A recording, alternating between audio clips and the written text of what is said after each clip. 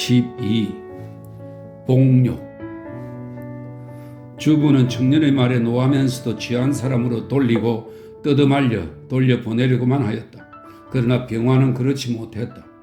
더러운 것들이라 고발을 한다? 더러운 걸 뭘 봤나? 마뜩치 않은 놈들, 너희들은 뭐야? 경찰의 개냐? 경애를 떼어놓고 몹시 노려보던 병화는 단번에 달려들려 하였다. 저편도 물론 그대로 있지는 않았다. 그러나 경애는 병화를 마저 얼싸안아버리고 주부는 두 청년을 두 할개를 벌리고 가로막았다. 상문에는 그대로 앉아서 물개만 본다. 술이 금시로 번쩍 깨는 것 같았다. 그러나 두 계집의 힘으로 술 취한 장정을 막아낼 장비가 없었다. 담배 재떨이가 병화의 뺨 옆으로 날며 맞은 벽에 우지끈 딱 하고 박살이 되는 것을 군호로 하고 세 사람은 맞달라 붙었다. 어느덧 한 놈은 벌써 나둥거려졌다. 상훈이도 일어서려니까 나둥거려진 자가 일어나서 상훈에게 달려들었다. 이번에는 병화와 맞붙은 자와 상훈이가 나둥거려졌다. 이것을 보자 병화는 둘째 번 넘어진 자를 서너 번 밖길로 쥐어받고서 상훈이에게 응원을 갔다. 멱살을 낚아가지고 일걱거리는 테이블과 교의에 허리를 걸치고 매다치니 우지끈하고 부서지는 위에 넙치가 되어 쓰러진다. 잘한다 잘한다 하고 경애는 마치 씨름판이나 투구장에 와서 구경하듯이 바라만 보고 주부는 아직도 불기가 있는 난로에 와서 쓰러질까 보아 가로막고만 섰는 것이다. 상훈이는 단박에 꼬꾸라져서 외투는 흙투성이가 되고 오른쪽 엄지손가락을 깨물렸는지 찢었는지 피가 줄줄 흐르는 것을 축혀들고 시큰거리고 앉았으나 경애는 못 본 척할 뿐이다. 밖에서는 길 가던 사람들이 우중우중 모여서서 두런두런하는 모양이나 아무도 문을 열고 들어오지는 못했다. 두 청년은 일어서서 인제는 덤비지는 못하고 욕짓거리만 하였으나 또 달려들 그 동이라 주부가 발발 떨며 두 청년을 흙을 털어주며 어서 가라고 달래나 장본인인 경애는 셀셀 웃고만 서서 왜들 그래? 젊은 사람들이 술들을 먹거든 곱게 먹고 사귀어야지. 그러나 애들 썼네. 우선 한숨들 돌리게 하고 외투 주머니에서 혜태표를 꺼내어 일일이 권하러 돌아다녔으나 두 청년은 손으로 탁 쳐버리고 상훈이는 권하지도 않으니까 차례에 못 가서 병화만 하나를 받아서 붙여주는 불에 붙였다. 경애도 피워 물었다.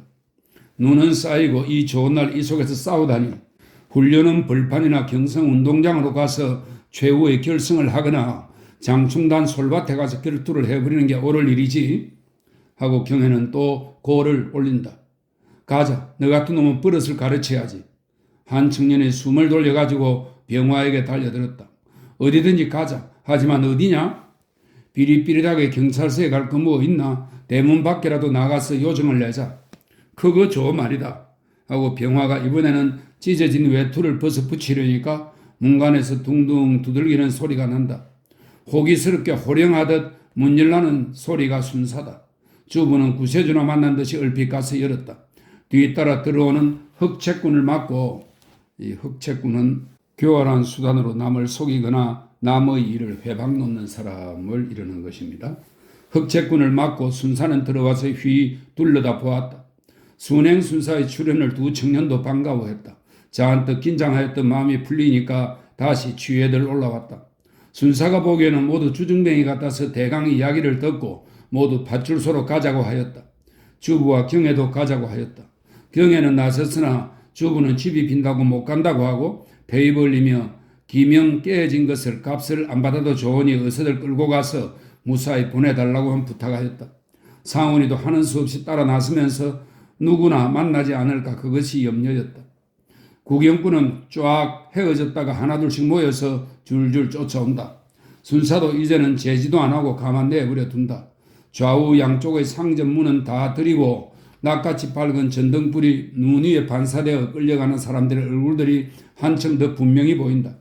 상훈이는 이 밤중에 설마 아는 사람, 그 중에도 교회 사람을 만나랴 싶었으나 그래도 애가 쓰여서 멀리서 사람 그림자만 나타나도 겁을 벌벌 냈다.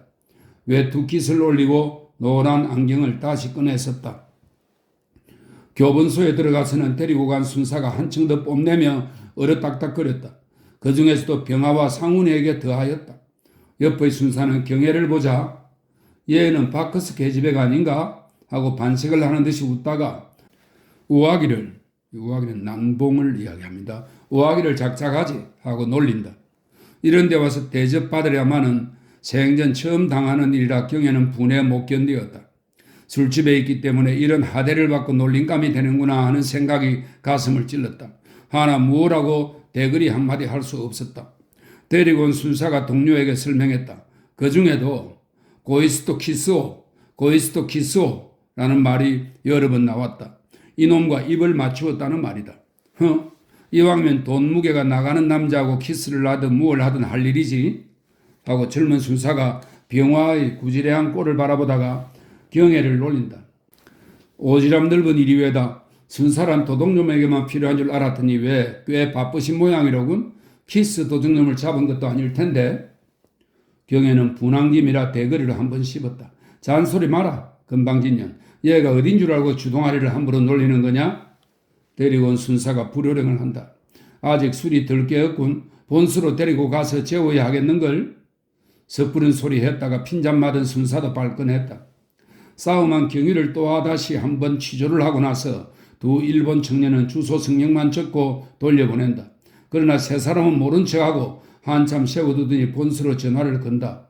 말 눈치가 저편에서는 그대로 놓아 보내라 하는 모양인데 이 편에서 암만 해도 너무 반항을 해서 하고 어쩌고 저쩌고 한다. 전화를 끊더니 아까 실없는 소리를 하던 순사들어 본수로 데리고 가라고 분부를 한다. 누가 반항을 했단 말이요? 아까 그놈들하고 함께 가기 전에는 안 갈 테요. 병화는 눈에 쌍심지가 솟았다. 경관에게 육장 부대끼는 이 육장은 늘 항상 이런 뜻입니다. 경관에게 육장 부대끼는 병화는 이런 데쯤에 비슬비슬한 사람은 아니었다. 나도 우리 집으로 갈 테여요 하고 경애가 교본소에서 툭 튀어나오려니까 순사는 허겁을 내서 목덜미를 휘어잡았다. 경애는 빙판에 하마터면 넘어질 뻔한 것을 겨우 가누고 다시 끌려 들어갔다. 줄기차게 지키고 있었던 구경꾼들 속에서는 키키 웃는 소리가 났다. 데리고 갈 순사는 불이 나게 칼을 저그럭거리며 차고 모자를 떼었으며 나선다. 경애는 그래도 발악을 하고 병화도 발을 구르며 떠들어대서나 무슨 소리인지 순사들의 호령소리와 맞장구를 쳐서 잘 들리지 않았다. 그러는 동안에도 상훈이는 반씩반씩 어우르는 일본말로 애걸을 하고 있었다. 그러나 경애에게 감정이 잔뜩 난 순사들은 마음을 돌리려고는 안 했다. 그렇다고 세 사람을 포성으로 묶어가지고 갈 수도 없고 지랄들을 치는 것을 끌고 나설 수도 없다. 병화는 뺨을 두어 번 얻어맞았으나 얻어맞으면 더 날뛴다. 하는 수 없이 데리고 가는 것은 단념하고 병화의 정강이를 구두바길로 걷어차서 마루에 주저앉게 하니 그제야 좀 조용해졌다. 상훈이는 그 틈을 타서 또 애걸을 하니까 그제야 주소, 성명, 직업을 적으라 하고 상훈이만은 나가라 한다. 직업에 학교 교원이라고 쓰니까 어느 학교냐고 묻더니 순사도 남대문 학교를 알았던지 장황한 서류가 나왔다. 미션 스쿨이 아닌가.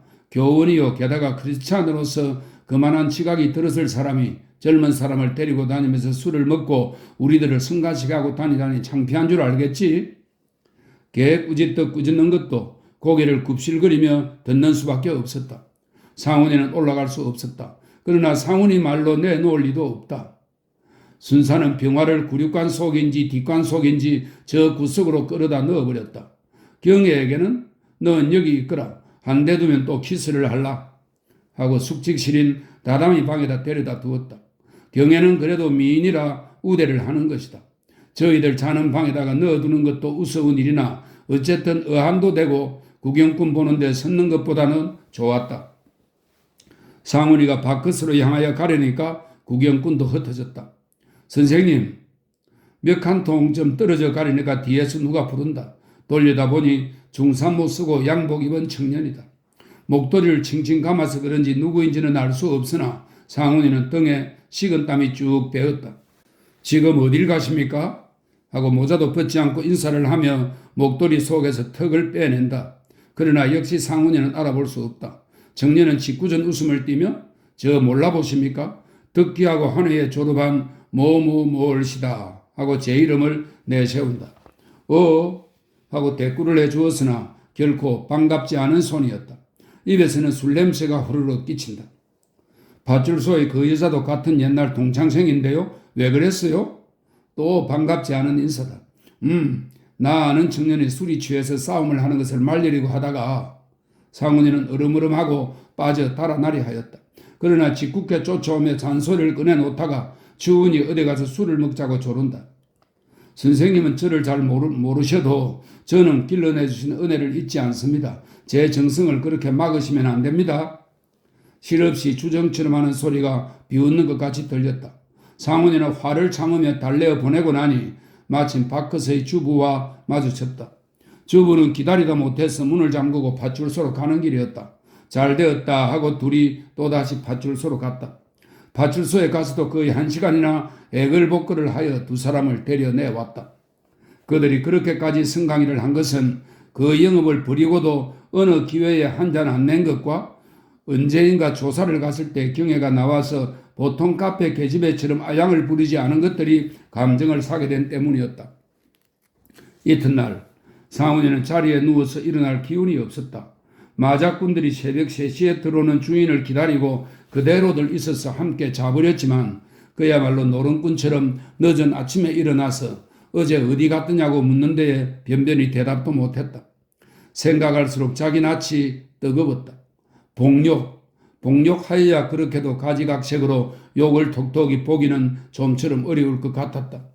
경혜에게 기구망측지상이라고 놀림을 받았다든지 파출소에 불려가서 서류를 당한 것은 외래도커녕 경혜가 병아와 입을 맞추고 그 법석을 한 것과 나중판에 예전 소학교 졸업생이라는 아이를 만난 것이 생각할수록 분하고 깨름하였다. 병화에 춤해 놓은 것이지만 어쨌든 그대로 내버려 둘 수는 없었다. 오늘이 토요일이라 저녁에 예배당에 갔다가 오는 길에 또다시 경혜를 한번 찾아가 보리라는 궁리를 하였다. 그러나 그는 고사하고 어젯밤에 만난 고놈이 술을 먹고 다니는 것을 보면 교회는 안 다니는 것 같았으나 그래도 저희들 측에서 소문이 돌아서 교회 속에까지 말이 들어갈까 보아 그것이 또 염려가 되기는 하였다. 13. 새 범민. 부치는 간밤부터 감기가 더 쳤다. 큰 집에 사인이 다녀간 뒤에 상훈이가 갔을 때에는 의사도 와서 앉았다. 암만 해도 폐렴이 되기가 쉽겠으니 요새 며칠 특별히 주의하라고 하고 가버렸다.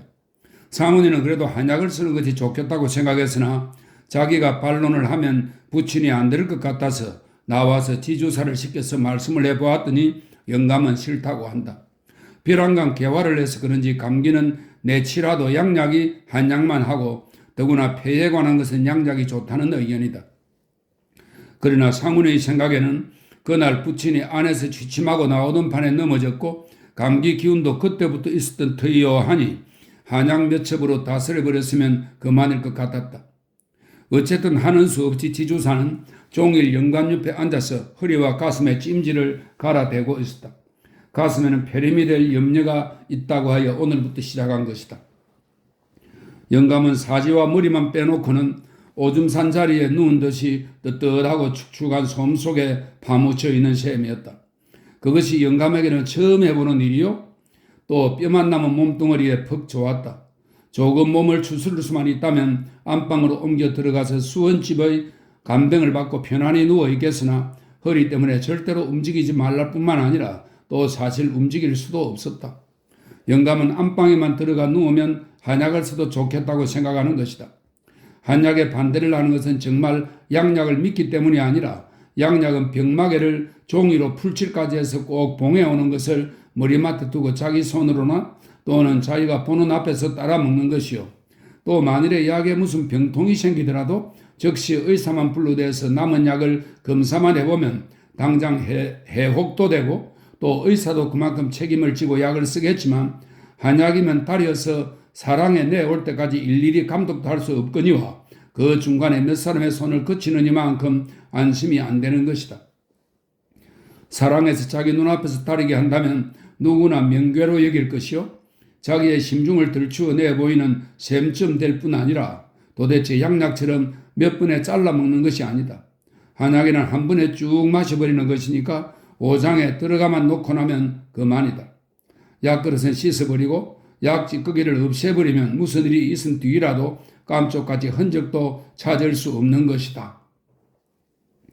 영감의 신경질은 이러한 공상과 강박관념을 나날이 심하게 한 것이었다.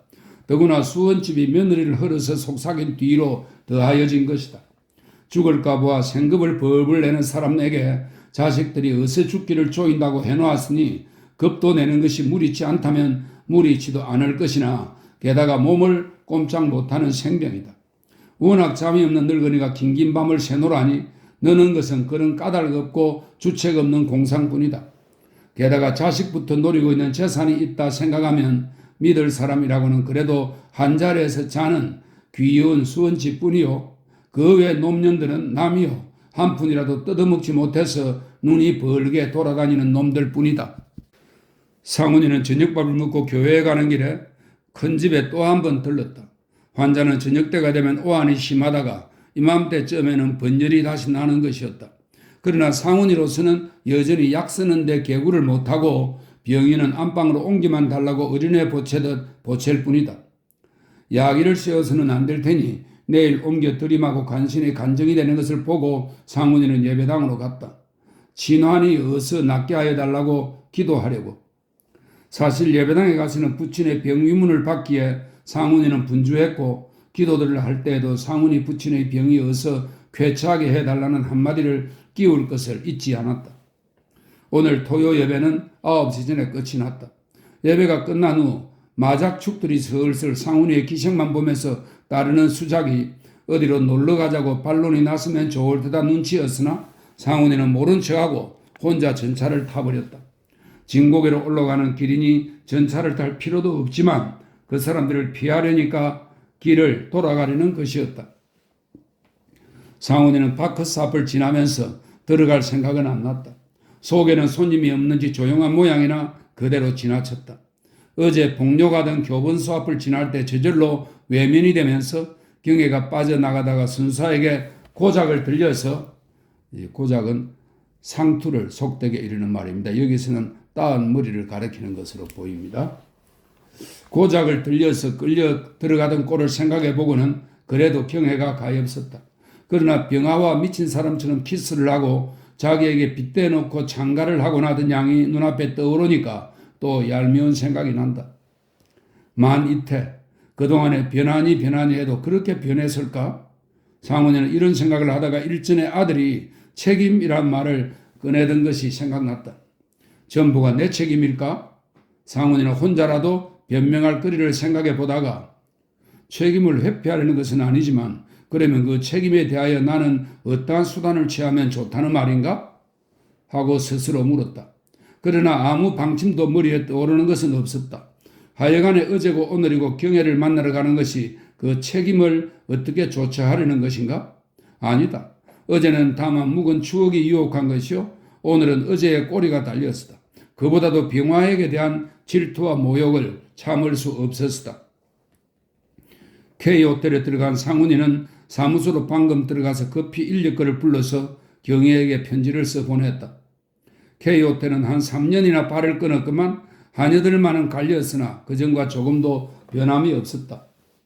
그동안 왜 그렇게 한 번도 안 들러주세요? 옥구상은 아시입니다. 옥구상께서도 다 안녕하시고 반토는 사무원입니다. 반토는 이런 인사를 하고 불경기 타령을 꺼내놓았다. 상훈이는 하회를 기다리는 동안에, 하회는 윗사람이 내리는 회답이죠. 상훈이는 하회를 기다리는 동안에 이야기 대거리를 하다가 뒤에 단 하나 있는 온돌방을 치운 대로 건너갔다. 이 방은 언제 보나 산뜻하고도 아늑하고 반가웠다. 방이 반가운 것이 아니라 이 방이 주는 인상이나 과거의 연상이 반갑고 유쾌한지 모르는 것이다. 5년 전 그때도 이런 겨울날이었지만 그때와 변한 것은 순 조선식으로 꾸며놓았던 보료며 장침 안석들이 더러운 것과 방에 인제 불을 떼느라고 그런지 알코올 불을 켠 스토브를 놓은 것이다. 상훈이는 석유 냄새가 훅 비치는 데에 눈을 찌푸리면서 화로만 놓아두고 알코올 스토브는 내가라고 명했다. 찬 기운이 훌쩍 끼치는 보료 위에 앉으니 금시로 쓸쓸한 정이 나면서도 마음속은 봄을 만난 듯이 서성거렸다. 방안을 휘 돌려다 보니 처음 경애와 이 방에 들어왔을 때의 생각이 아름다운 꿈처럼 머리에 떠올라오는 것이었다. 그러나 결국에 안 오고 보면 어쩌나 하는 애가 쓰이기 시작했다. 지금과 같이 이 방에서 초조한 마음으로 혼자 기다리고 앉았던 것도 여러 번이었다. 어제도 그랬고 그제도 그랬던 것처럼 먼 나라의 일이 이상히도 가깝게 생각되는 것이었다. 그러나 오늘은 경혜가 안 올까 보아 애가 타고 몸이 다는 것이 아니라 이렇게 앉았다가 결국에 오지도 않고 혼자 뒤통수를 치고 나가게 되면 주인이나 하인들 보기에 창피할 것이 먼저 걱정되는 것이다. 하녀가 차를 날라왔다. 그래도 그때까지 보낸 인력국군은 아직 안 왔다. 상훈이는 그대로 입고 앉은 외투 주머니에서 담뱃값을 찾다가 담뱃값은 안 나오고 조그만 책이 만져지는 걸 무심코 꺼내보았다. 성경책이다. 혼자 피 웃고는 누가 볼까봐 무서운 듯이 다시 넣었다. 지금 생각하고 보니 오늘은 교당에 가는 날이라 담뱃값을 안 넣고 나왔다. 담배를 가져오라 하려고 초인종을 누르려니까 멀리서 발자취 소리가 가까워온다. 상훈이는 새삼스레 가슴이 설렁하며 외투를 급히 벗어 걸고 얌전히 앉았다. 그러나 방문 밑에서 나는 발자취는 한 사람의 자취다. 하녀가 문을 열고 조금 있다가 오신답니다. 는 정갈이다. 전화가 왔느냐니까 그런 게 아니라 인력거는 도로 보내왔다 한다. 10시가 되었는데 좀 있다가 온다면 오늘은 여기서 자게 될 거니 잘 되었다고 생각했다. 보려 밑은 차차 더워오나 그래도 춥기도 하고 심심하여 술이나 한잔 먹고 싶으나 주기가 있음 만나면 위신이 깎이고 또 어제 모양으로 허지부지 실없는 농담이나 하고 헤어질 것 같아서 참기로 하였다. 그러나 입에도 안 되는 차를 두 번째 갈아온 것이 또 식어버릴 때까지 소식이 깜깜하다. 상훈이는 옹성거리고 들어 누웠다가 제일 선선해 견딜 수가 없어서 그의 술을 명하고 말았다. 11시가 되어 술을 시작하고 앉았으니 이런 외딴방에 하녀부터도 붙어 앉았으려고 하지 않았다. 그러나 혼자 술을 먹는 수도 없다. 반토를 불러들으니 이자도 추운 판에 암칫국하고 들어와 앉아서 대작을 한다. 옥구상이 오시는 것도 아니겠지요만 매우 늦습니다 그려? 반토는 술 한 잔에 고개를 3번씩 꼬박거린다. 옥구상이라는 것은 경혜 말이다. 이 사람은 경혜와 북미창 정에서 살림하는 것을 상훈이 자신의 입으로 들어서 아는 터이다. 아니 누구를 잠깐 만날 사람이 있어서 하고 상훈이는 웃었다. 경혜가 조금 있으면 오겠지만 잔소리가 나올 게 귀찮으니까 이렇게 대꾸를 해둔 것이다. 허허 너무 외도가 심하시면 옥구상이 가만 계시겠습니까? 그런 좋은 옥구상을 가지시고도 온 영감님도 너무 과하십니다. 욕심이 과하십니다. 반토는 이런 소리를 하고 또 끌끌 웃는다. 을에 어떤 종류의 계집이 올 것을 알아차리는지라 내일 아침이면 이 불경기 한판에 행하는 심부름을 하거나 시중을 든 사람에게 주는 돈이나 물건입니다. 행하가 상당하리라고 반토부터 이런 손님을 속으로 반기는 것이다. 더구나 상훈이는 돈 씀씀이가 호활한데 맛을 들여서 대접이 융숭하다. 내가 무슨 외도를 한다고 별명을 짓나? 허허, 난 원체 계집복이 없어서 허허. 그래서 더 있으면 어쩝니까? 그때 그 색시는 어떻게 되었나요? 그 후에 또 좀 들르실 줄 알았더니 반토는 벌써 이때 3년이나 되는 옛 이야기를 꺼내는 것이다. 경혜와 그렇게 된 후 재작년 봄에 한참 달듯 돌아다니는 판에 숨어다니는 술집 주모가 되어서 모든 걸 하나를 때리고 주체를 할 수가 없어서 이 집에 데려다가 한사날 묵혀 보낸 일이 있었다. 그 후에도 2번 더 와서 하루씩 묵은 일은 있으나 상훈이는 벌써 잊어버린 생계만기한 묵은 지부장이다. 어쨌든 그 후에는 벌써 이태가 되어갑니다만 아주 발을 뚝 끊으셨으니 그동안은 퍽 얌전해지셨습니까? 혹시는 당구를 다른 데를 정해놓고 다니십니까? 저희가 그 행 잘못한 일은 없을 듯한데요. 상훈이는 웃고만 앉았으니까 반토는 또 이런 소리를 하고 웃는다. 실없이 날 남봉꾼으로 만드내거려? 허허, 그건 하여간에 사람을 또 좀 보내볼까? 그렇지요. 어디입니까? 바로 여기야. 하고 상훈이는 그런 조그만 술집에 이 집 사람을 보내서 경혜를 데려오는 것은 반토 보기에도 창피하여 망설이다가 경혜가 그 술집을 경영한다는 이야기를 간단히 체면 좋게 꾸며대고서 사람을 보내라고 부탁하였다. 예, 저라도 가서 모셔옵죠. 하고 반토는 굽실거리며 나갔다. 나간 지 10분도 못 되더니 여러 사람의 발자취가 이리로 향해 온다. 벌써 데려왔을 리는 없고 마침 제풀에 왔나 하고 가만히 앉았으려니 문이 활짝 열리며 경애가 딱 섰다. 흥 하고 코웃음을 치는 표정이나 선뜻 들어오려고도 안 한다. 술이 취했나 하고 쳐다보니 그렇지도 않다. 경애도 이 방을 들여다볼 때 반갑기도 하면서 선뜻 발을 들여놓을 수가 없을 만큼 정이 떨어지는 듯한 이상한 느낌이 없지 않았다. 이대로 휙 가버릴까 하는 생각이 났다. 만나고 싶은 생각은 꿈에도 없었으나 어제 의외로 찾아와서 그렇게 하고 갔으니까 의뢰 한 번쯤은 또 오려니 하는 짐작도 없지 않았던 차에 기별이 왔기에 무슨 소리를 하나 들어나 보고 실컷 듣기 좋은 소리도 해준 뒤에 어린애 문제를 귀정을 내보려고 오기는 왔으나 지지벌게 앉았는 이 중늙은이를 더구나 이 방속에서 보니 속이 볶여서 치받는 것이었다. 누구 탓을 하라. 내가 어려서 그 수에 넘어간 것이 어림없지. 속에서 불뚝심지가 나고 나도 남과 같이 시집을 가서 재미있게 살아보았으면 하는 생각이 날 때마다 이렇게 생각해 왔지만 오래간만에 딱 만나니 그래도 심사가 편할 수 없다. 경애는 들어와서 멀찌감치 모로 앉았다. 추운데 이리 가까이 앉아요. 상훈이는 감개무량한 낯빛과 어제 바크스에서 뒹굴고 교본소에서 아들 같은 순사에게 굽실거리던 상훈이가 아니라 옛날 숭배하던 시절의 상훈이가 죽었다 살아온 듯이 점잖고 엄숙한 자태를 꾸며 보인다. 경애는 속으로 흥 하고 코웃음을 치며 남자를 말끄러미 쳐다보다가 왜 오라고 하셨어요? 하고 묻는다. 상훈이는 대답이 탁 막혔다. 무슨 까닭이든지 까닭이 있어서 오라기는 한 것이겠지만 그 까닭을 자기도 분명히 알 수가 없고 말로 표시하기 어렵다. 시비하려는 사람처럼 그럴 거 무엇 있어. 지난 일은 도리어 내가 잘못이니까 하고 말을 이어르는데 경애를 데려다 두고 물러갔던 하녀가 되짚어 와서 오늘 묵으시는지요? 묵으시면 묵을 차비를 차리고요 하고 묻는다. 상훈이는 오래 묵을 작정이면서도 시계를 공연히 들여다보고 늦었으니 묵기로 하지 하고 경애를 쳐다본다. 난 곧 갈 테니 문은 걸지 마우. 경애가 옆에서 주의시켰으나 어쨌든 그렇게 준비를 해주게 하고 상훈이는 눈짓을 했다. 하녀는 다 알아차렸다는 듯이 가버렸다. 내가 잘 데가 없을까 보아 부르셨군요. 오늘도 파출소에 가서 잘까 보아 하고 경애는 냉소를 한다.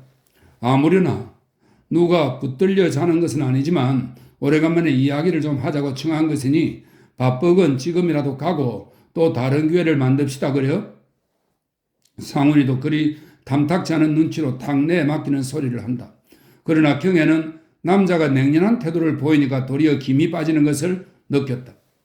상훈이는 언제나 이러한 수단으로 여자의 마음을 낚아왔고 또 경애는 이 사람의 그 수단에 넘어간 것이었다.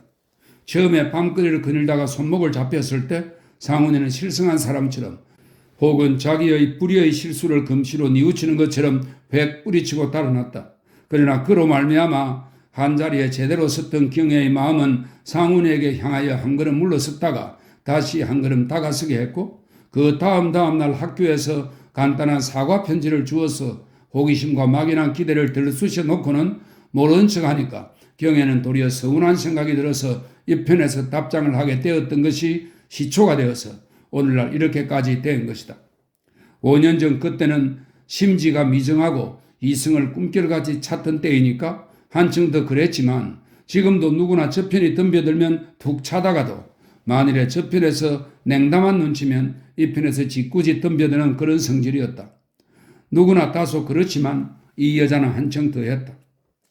어제 오늘 벼랑간 웬일이에요? 이제는 하나님의 허락이 내려서 나 같은 사람을 만나도 괜찮은가요? 매당 집에 계집년들이 떼도망을 갔나요?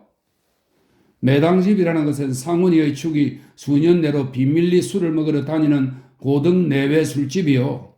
동시에 뚜쟁이들과 소위 은근자가 번갈아드는 집이지만 경애가 매당집을 안다는 것은 천만 의외이다.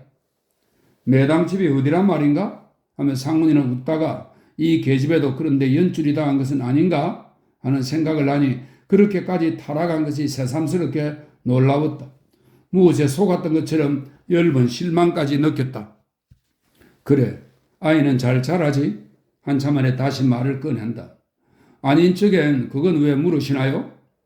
경혜는 아이 말을 꺼내니까 지금과는 아주 딴 사람처럼 얼굴이 발끈해지며 싸우려는 사람처럼 무섭게 쳐다보다가 조상훈 씨의 명예를 위하여 이 세상을 잇따라도 하직할 테니 안심하셔요 하고 아랫입술을 악문다. 눈물까지 핑 돌았다. 자식에게 대한 애정으로인가? 이 남자에게 못 들을 소리를 듣고도 참아내려온 원한으로인가? 어쨌든 뼈에서 우러나오고 치가 떨리는 그 무엇이 있는 것이었다. 왜? 그년이 알라? 상훈이는 무표정한 얼굴로 남의 말 하듯이 묻는다. 알든 숨을 몰든 당신이 알한 것이 무엇요? 조가의 씨가 아니라는 다음에 더 말할 게 무엇 있어? 하고 경혜는 더 앉아설 수가 없는 듯이 발딱 일어섰다. 왜 이래? 앉아요. 앉긴 왜 앉아요? 당신 앞에 무엇 하자고 앉았어요?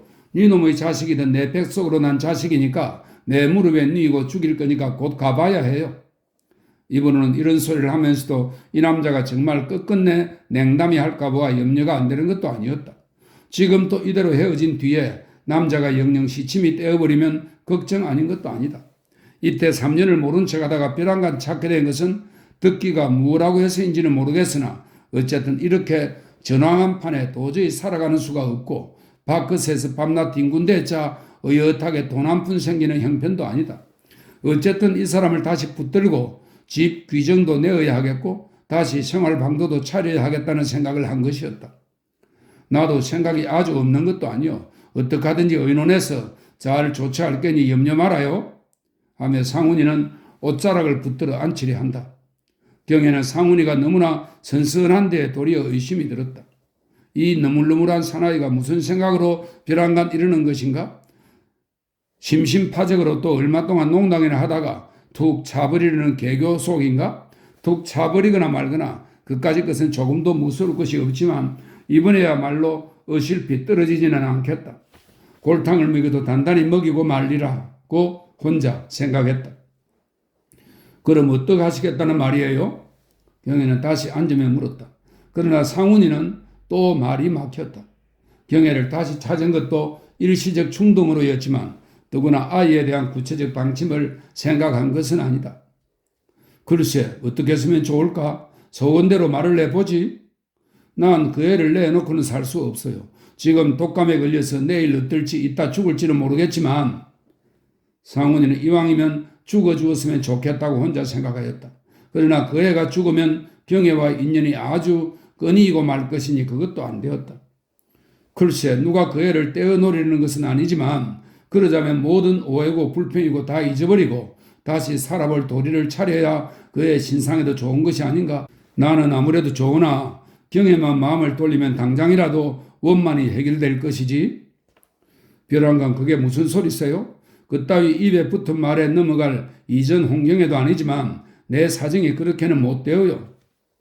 경혜는 지금에 와서는 얼음얼음 해두고 실사고만 했으면, 이 실사고는 실속, 즉 겉으로 드러나지 않은 알짜 이익을 말합니다.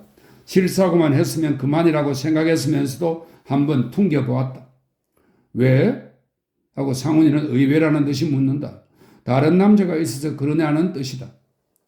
2, 3년을 젊은 것이 그대로 지냈을 리가 없고 그동안 먹고 사는 것이 어디서 났을까? 그런 것을 지금 캐어보는 사람이 어림없다. 그러나 그 남자가 누구일까? 설마 병화는 아니겠지. 하지만 어제 눈치로 보아서는 병화일지도 모른다.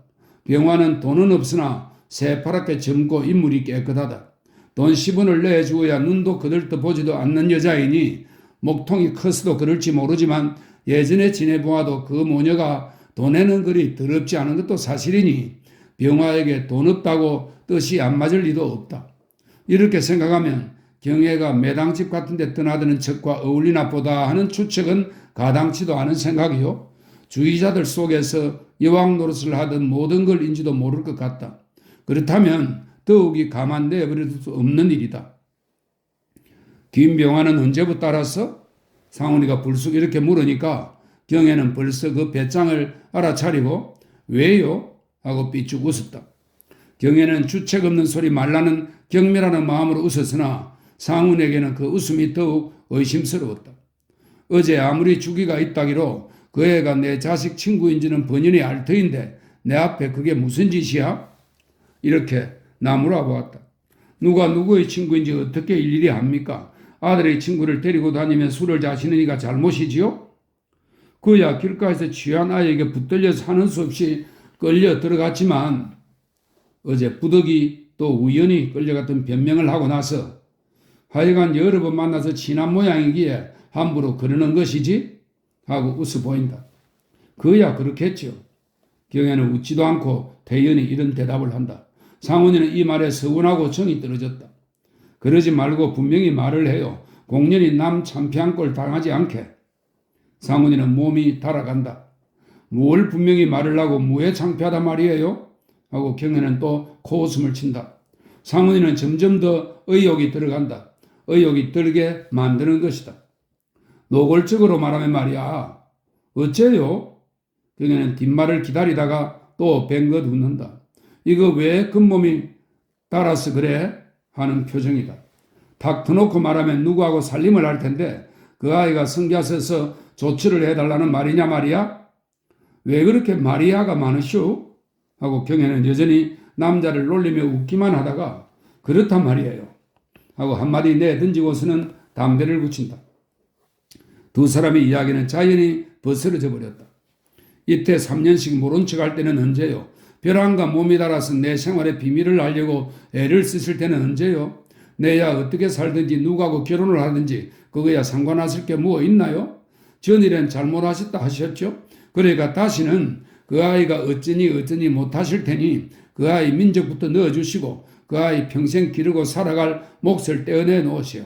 하지만 그 아이를 내 손에서 내놓지는 않을 테야요. 민족이 그렇게 급한가? 급하지 않으면 이따 죽어도 당장 파묻을 수가 없고 요행이 살아나서 유치원에라도 보내고 남과 같이 학교를 보내려면 민족 없이 되나요? 경혜는 남자 편에서 허덕허덕 덤벼드는 눈치니까 막 버텨보는 것이다. 글쎄 그건 어려운 일이 아니지만 정말 결혼을 할 테라 말이야? 결혼할 테예요. 할 테니 어쩌라 말이에요? 누구하고? 그건 알아 뭘 하세요? 아니 글쎄 작기나 좋으랴 싶어서 하고 상훈이는 머쓱해 웃어버렸다. 아무리 이야기를 해야 속 각각 말 각각임을 피차에 깨닫자 오늘은 이대로 헤어지는 수밖에 없다고 생각하였다. 그러나 상훈이로서는 경혜가 확실히 결혼하는지 또 누구와 당장 사는지 그것만은 알아두고 싶었다. 다시는 마음을 돌리게 할 여지가 없다면야 애를 써 쫓아다니며 만날 필요가 없기 때문이다. 그러나 안 만날 때는 그렇지도 않더니 이렇게 만나니 욕심이 다시 머리를 드는 것이다. 이때 그 계집을 많이 못 봤으나 이것저것 보는 중에 경혜만한 계집도 사실 얻기 어려운 것을 깨달았다. 마누라와는 이제는 다시는 제대로 떨어질 수 없고 그렇다고 마누라가 죽을 때만 바라고 언제까지 호라비 생활을 할 수도 없는 것이다. 무엇나 하나 얻고야 말 터이면 동가 홍상으로 이 계집을 다시 붙드는 게 상책이요. 그렇게 되면 아이 문제도 원만히 해결되는 것이다. 그러나 뒤에 정말 누가 있다면 섣불리 건드려만 놓아서 자기 마음만 뒤숭숭하게 되고 또 혹을 때려다가 붙이는 격으로 어린애만 안고 자빠지게 될 것이다. 하지만 또 한편으로 생각하면 그런 술집에서 일을 보고 있는 것으로 보아 아직까지는 딸린 남자가 없으나 요즘에 작자가 나섰거나 나설 형편인지도 모르겠다. 그것이 혹시 병화일까? 그렇다면 일이 우습게 되고 창피해 갈 것이나 아무리 돈에 단박하다 하여도 설마 아주 빈털터리인 병화를 얻을 리는 없을 것 같기도 하다. 그러면 아이는 내가 데려가기로 하지. 상훈이는 아이만 안고 자빠지는 한이 있더라도 무슨 굳은 결심이나 있는 듯싶이 힘있게 한마디 했다. 데려다 어떻게 하시게요? 어떻게 하든지 내 자식이니까 내가 데려가는 것이 당연하지 않은가? 그렇게 되고 보면 그의 신상에도 좋지 못할 것이요. 신혼부부에게도 성가실 게 아닌가? 남의 사정 몹시 보시는군요. 경혜는 비꼬아 보았다. 벼랑간 자식 귀한 생각이 났다는 것도 말이 아니요. 도대체 믿을 말 같지도 않으나 짓궂이 권리를 주장하고 뻗대면 성가신 일이다. 하여간 그렇게만 하면 일이 순편히 낙찰될 게 아닌가? 말을 시키느라고 짓궂이 들쑤신다. 안 되어요. 자식은 아비에게 딸린 것이요. 애미에게는 권리가 없으란 법이 어디 있어요? 자식은 아비에게 딸린 것이지. 법률이 그렇게 인정하는 것이고 도덕 관습이 그런 것을 어쩌나? 상훈이는 분연히 주장한다. 법률이고 도덕이고 난 몰라요. 나는 그 자식은 못 내놓아요. 결국에 그 자식을 내세우면 자식 띠세를 하면 이 띠세는 재물이나 힘 따위를 내세워 젠체하고 억지를 쓰는 것을 말합니다. 자식 뜻세를 하면 돈이 나올 줄 알지만 안 될 말이지. 상훈이는 물론 미운 생각이 있는 것은 아니나 분을 돋아주려고 밉둥을 부리는 것이다.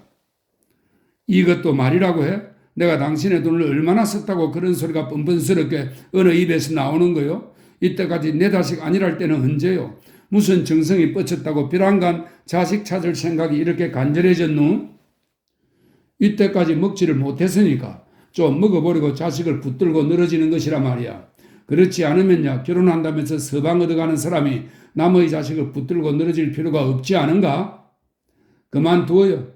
이것도 사람의 탈을 쓴 사람의 말이람. 내가 돈을 먹으려면 아무렇게 하면 못 먹었어.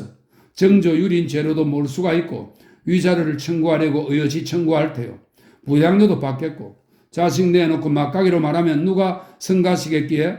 해봐요. 마음대로 해보시오. 나도 이제는 참을 대로 참았으니까 수당껏 할 테니. 실없이 말다툼이 되니까 경혜는 발을 떨면서 모자를 만지작거리고 일어서야 한다.